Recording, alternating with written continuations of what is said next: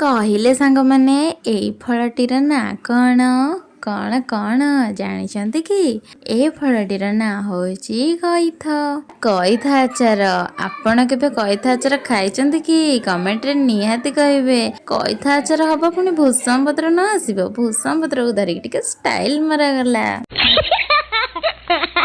ଭୂଷଙ୍ଗ ପତ୍ରର ଷ୍ଟାଇଲ ପରେ ତେଲରେ ଦିଆଗଲା ଲଙ୍କା ଆଉ ଜିରାକୁ। ଜିରା ଲଙ୍କା ଯେମିତି ଫୁଟି ପଡ଼ିଲେ ସେମିତି ଡାକିଲେ ଆମ ପଞ୍ଚୁଫୁଟଣ ଭାଇଙ୍କୁ। ପଞ୍ଚୁଫୁଟଣଟି ଫୁଟୁ ଫୁଟୁ ଡାକିଲେ ଆମର ଭୂଷମ ଭାଇଙ୍କୁ। ଭୂଷମ ଭାଇ ଆସିଲେ ମାନେ ପୁରା ଚାରିଆଡ଼ ଧୂଆଁ। ଦେଖନ୍ତୁ ଭୂଷମ ଭାଇଙ୍କର ଆମ ଷ୍ଟାଇଲ ସେମିତି, ଆସିଲେ ମାନେ ଚାରିଆଡ଼ ପୁରା ଧୂଆଁମୟ କରିଦେଲେ।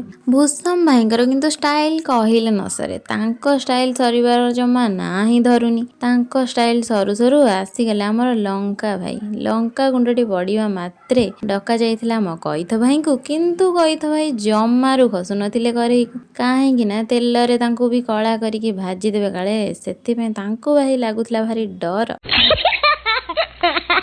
ତାଙ୍କ ଡର ଦେଖିକି ମଇଦାନ ଉପରକୁ ଓହ୍ଲେଇଥିଲେ ଆମ ଚିନି ମ୍ୟାଡ଼ାମ। କାରଣ କଇଥ ଭାଇଙ୍କ ଡରକୁ କମେଇବାର ତାକତ ଥିଲା କେବଳ ଆମ ଚିନି ମ୍ୟାଡ଼ାମଙ୍କ ପାଖରେ। ଦେଖୁନାହାନ୍ତି ଯେମିତି ଚିନି ମ୍ୟାଡ଼ାମ ଆସିଛନ୍ତି, କଇଥ ଭାଇ ଆମର ସେମିତି ତରଳିକି ହେଇଗଲେ ପୁରା ନରମ। ଆଉ ତାଙ୍କୁ ଟାଣ କରିବାକୁ ଆସିଥିଲେ ଆମର ହଳଦୀ, ଲୁଣ ଆଉ ଲଙ୍କା ଗୁଣ୍ଡ ଭାଇ। ସେମାନେ ତାଙ୍କୁ ଅଳ୍ପ ଟାଣ କରିବା ପରେ ଆମ କଇଥ ଆଚାରଟି ହେଇଯାଇଥିଲା ସମ୍ପୂର୍ଣ୍ଣ। ତଳକୁ ଅଣାଯାଇ ଜିରା ଲଙ୍କା ଗୁଣ୍ଡ ଓ ଭୂଷଙ୍ଗ ପତ୍ରରେ ଭଲସେ ସଜା ଯାଇଥିଲା।